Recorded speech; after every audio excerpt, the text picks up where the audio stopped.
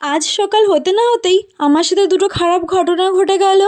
ঘুম থেকে উঠেই ছাদে এসে দেখছি যে আমার এই বুগেনভিলিয়া গাছটা এভাবে পড়ে আছে। কিছুই বুঝে উঠতে পারছিলাম না গাছটা কিভাবে এমন হয়ে গেল। গাছের প্রত্যেকটি শিকড় ছিঁড়ে গিয়ে গাছটা মাটিতে পড়েছিল। দেখে তো মনটা ভীষণ খারাপ হয়ে গেছিল।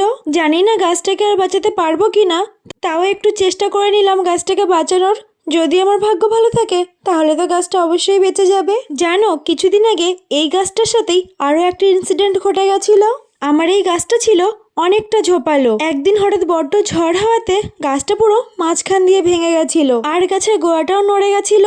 ওই যাত্রাতেও গাছটাকে বাঁচিয়ে নিয়েছিলাম, জানি না এবার আর হবে কিনা। গাছটা বসিয়ে একটু ফাঙ্গিসাইড জল দিয়ে ছায়াতে গাছটা রেখে দিয়েছি। আর দ্বিতীয় খারাপ ঘটনাটি হলো আমার এই কাঠগোলাপ গাছের ডালটা দেখো কিভাবে ভেঙে গেছে। ওপর থেকে নারকেল গাছের একটা ডাল পড়ে এই অবস্থা হয়েছে।